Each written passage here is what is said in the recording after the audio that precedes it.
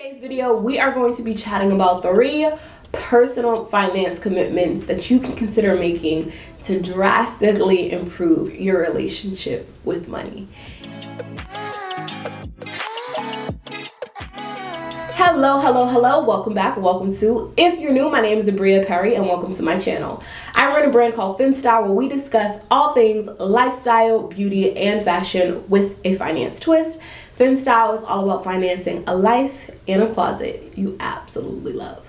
So without further ado, let's go ahead and hop right into commitment number 1.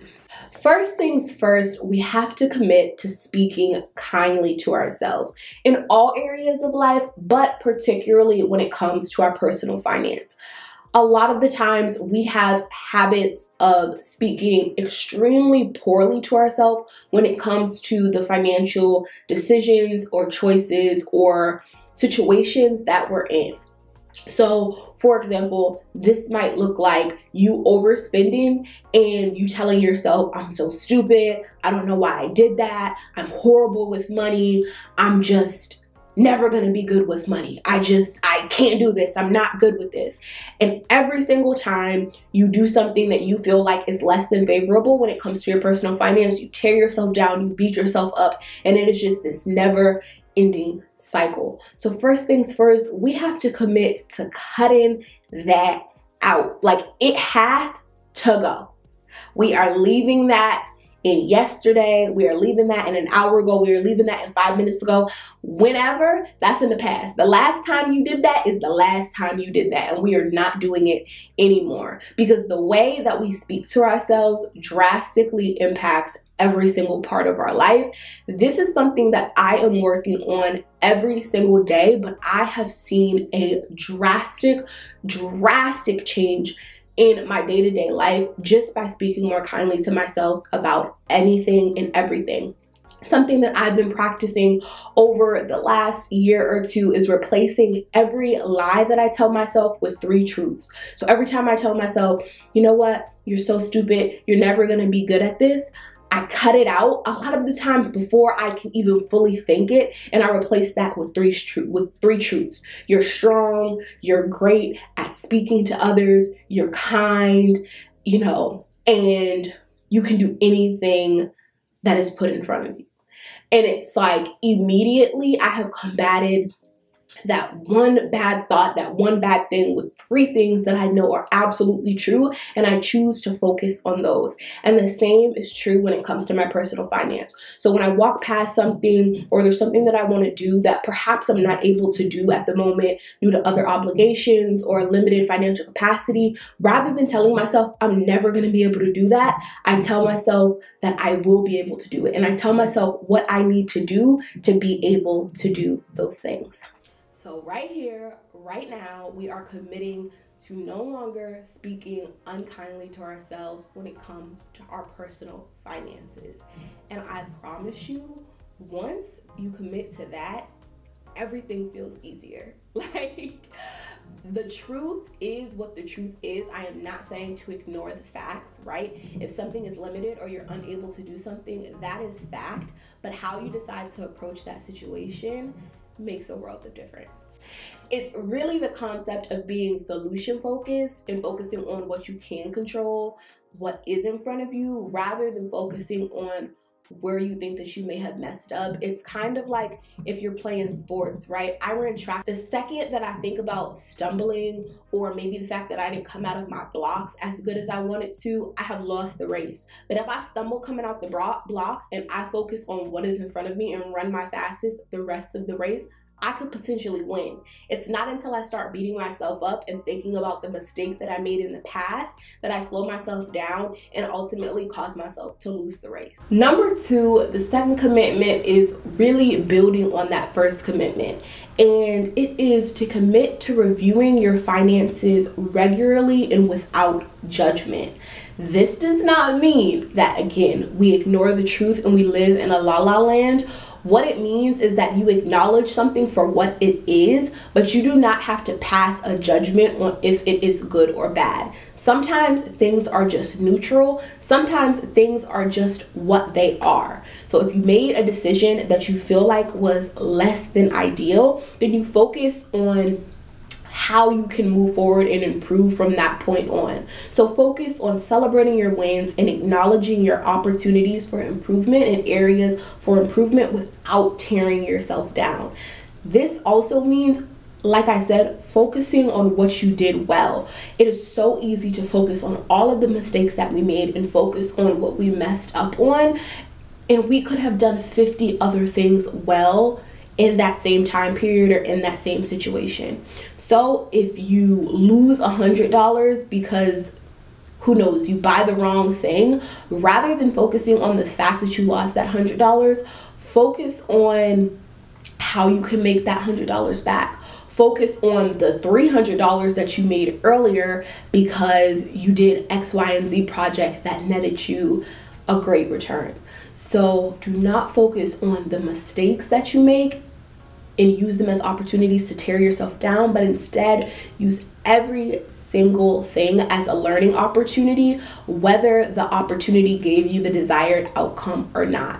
If it gave you the desired outcome, you know you can replicate it. If it gave you an unideal outcome, you learn what not to do and you can avoid doing that thing again.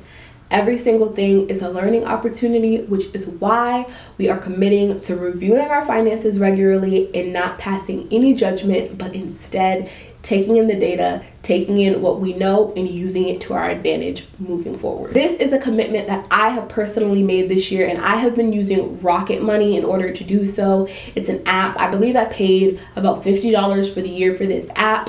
I have my accounts linked to it. I have my credit cards linked to it, and it tracks all of my spending. And when I tell y'all, this app hands me my behind every day, it tells me about myself, but it is absolutely positively what I need, and I will keep using it no matter how painful those alerts can be sometimes. But it is just simply knowing and seeing it and being aware and not pulling the wool over my eyes when it comes to my spending habits and the things that I'm doing financially that are helping me to get over some hurdles that I had struggled with for years and years and years. So I see my budget in front of me every day on this app. I do not have to go into Excel and be super intentional about like going to look at it and comb through all my sheets, right? The harder it is for you to do something, the harder it is, the more barriers that you have to creating a habit, the less prone you are to do it. So the fact that I have this app that sends me alerts has been absolutely incredible for me, and I have really been enjoying it. Again, it tells me about myself, but I absolutely need it, and it is the reality check that I knew I needed to add into my life. So I am enjoying it. I'm still testing it out, so I cannot say one way or the other what the outcome is, but I can tell you that just from a daily habits perspective, it has been helping me over the last month or so. So I will keep you guys updated. And commitment number 3 is to commit to asking for help and guidance when you need it. Actually, before you need it. This is something that can be so hard when it comes to personal finance because it is such a personal topic, but something that I have learned is that sometimes I just don't know what I don't know.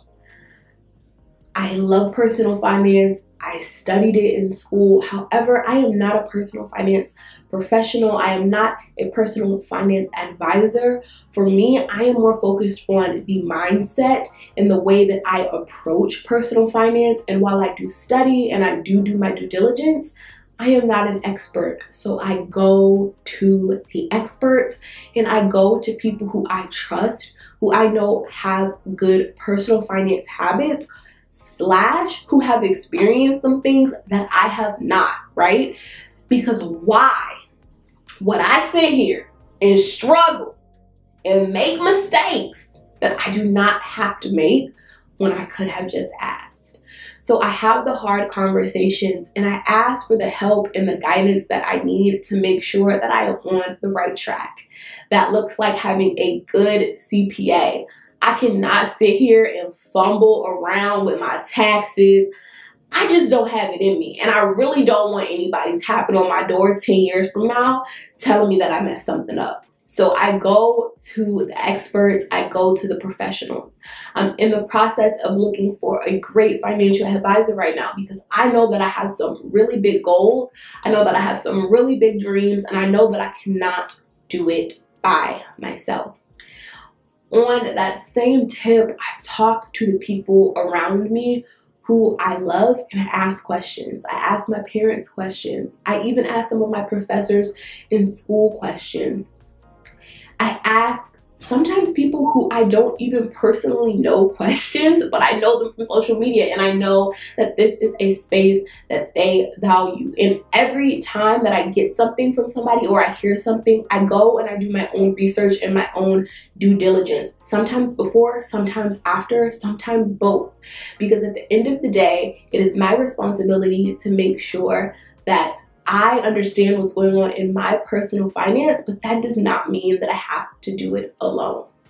So, commitment number 3, commit to asking for help and guidance when you need it, before you need it. So let's recap our 3 commitments that we are considering making, right? Number 1, we are committing to only speaking kindly to ourselves in all areas of life, but particularly when it comes to our personal finance. Number 2, we are committing to reviewing our finances regularly and without judgment. We're focusing on our wins and our opportunities for improvement without tearing ourselves down. And number 3, we are committing to asking for help before we need it. / when we need it, because we cannot do this alone and nobody is expecting us to have all the answers.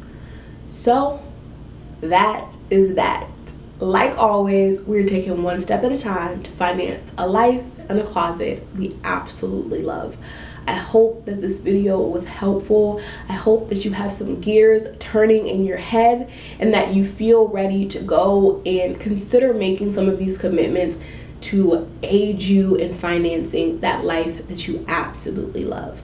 I will talk to you guys in my next video, but until then, follow me on Pinterest, TikTok, and Instagram so you never miss any of the fun. And if you enjoyed this video, give it a like, leave me a comment, and consider subscribing if you are not already a member of the FinStyle fam. We would absolutely love to have you. I will see you guys in my next video. Bye.